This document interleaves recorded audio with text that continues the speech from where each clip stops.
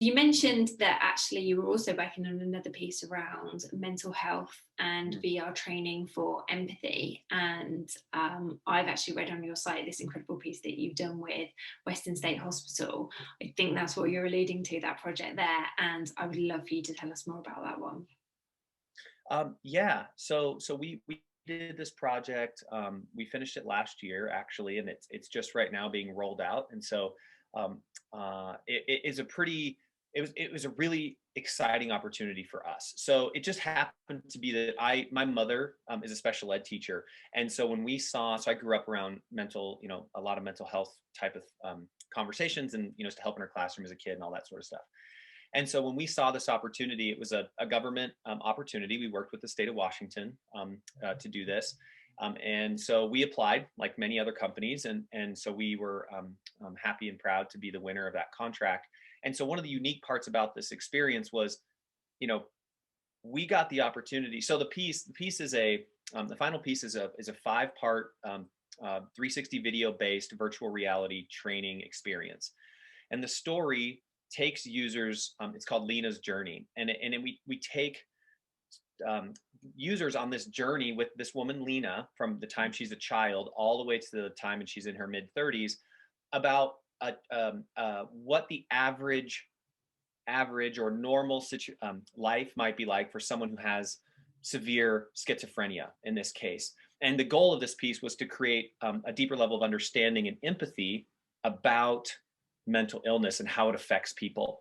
Because I think a lot of us in society, right, have these very misconceived or, kind of, we have these preconceived notions of what we believe people with severe, mental illness have. And this is based on a true story. We actually interviewed mental health patients in the hospital, and one of them was an ex-police officer. Like, this person was a total, like, I mean, she was a police officer for years, and then there were certain life circumstances that triggered this mental kind of degradation. And so for us to be able to work with such a passionate, smart group of people to bring this piece to life was really, really amazing experience. And so I think that's what made this particular piece of like soft skills training so powerful, is that we got the opportunity to work with a huge group of people from the hospital, not only patients. We got to work with psychologists, we got to work with trainers, we got to work with a huge group of people that have spent so much time and energy around folks that suffer from severe mental illness. And we were able to bring that to life on the screen. And what the reason that they wanted to use virtual reality, right? The reason the hospital already had this idea of using virtual reality was because of what we've been talking about, right? That the opportunity to put someone in another person's shoes, the idea, the ability to create presence. And so we use that idea combined with like storytelling to engage the user, and then put them in Lena's life, right? Put them in Lena's shoes. And there's, it's a lot of the film is shot where you get to kind of watch things unfold. You're in the room, you're at the table, right? Watching Lena and her daughter, right, have conversations, and her daughter being like, what do you, what? Like, and like seeing the confusion. And then at moments, we actually pop you into Lena's actual point of view. And we use that very carefully because you don't want to overdo that. Yeah. But it gives people the opportunity, because a lot of folks, you don't understand that their reality is completely is completely not what's the right word, it's disillusioned from what we get, right? Their reality, what they see, what they hear, what they feel, is not what is happening in the physical reality around them. And so to VR gives you the ability to let other people experience that. And it's been an incredibly powerful it was incredibly powerful for us to be part of that experience. But now seeing the results at the hospital, and they haven't kind of published anything yet. They've been doing a long-term study, but just some of the little tidbits that we're hearing about, nurses that have been working in the hospital for 25 years saying, "Oh my God, I never knew. I didn't get it until now." Right? That type of thing is like, I mean, holy smokes, someone who's been doing this for 25 years and they watch a 40 minutes worth of VR content and all of a sudden they go, "Oh, that's what this is like." I mean, these are educated people. It just goes to show the power of what this technology can do for all sorts of different types of training.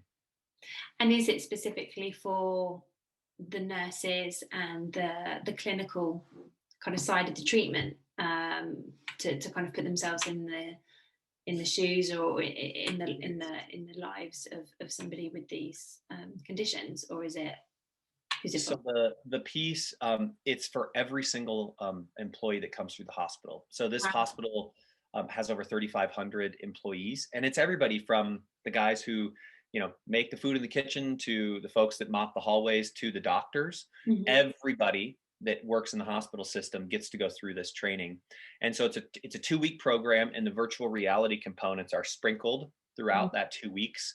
And what's also really interesting about the VR piece is that it allows folks, you go in once, right? And it's in the third episode, Lena has like a big breakdown. And so she's screaming and she's freaking out because her daughter didn't get to come see her. And so she's having a hard day.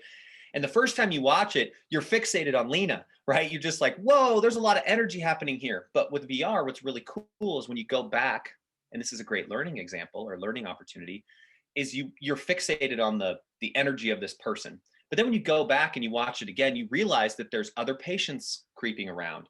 And then you can see the other staff members and how they are taking over the situation. And again, great learning experience, because the first time you're consumed by this moment happening, but as an employee, that's not the safe thing to do. The safe thing to do is to stay calm and relaxed and pay attention to what's going on around you, right? Creating that situational awareness. And with VR, that's, you can't do that with another medium, right? And so folks, the students are getting to go back, they catch their own mistake, they go, I was fixated on this moment when I shouldn't have been. I should have been paying attention to what's going on around me. Now they can go back into that VR simulation and Yeah. basically practice again, right? Yeah. And look around and see what else is going on. And again, it's such it creates such these unique learning opportunities that just aren't possible in other mediums. And catches what might happen in a first time real life example. To Right, be distracted by that energy, you don't get a do-over, right. so you have to kind of, you can't rewind it and say, actually, the way that I should have um, focused in this scenario is totally different.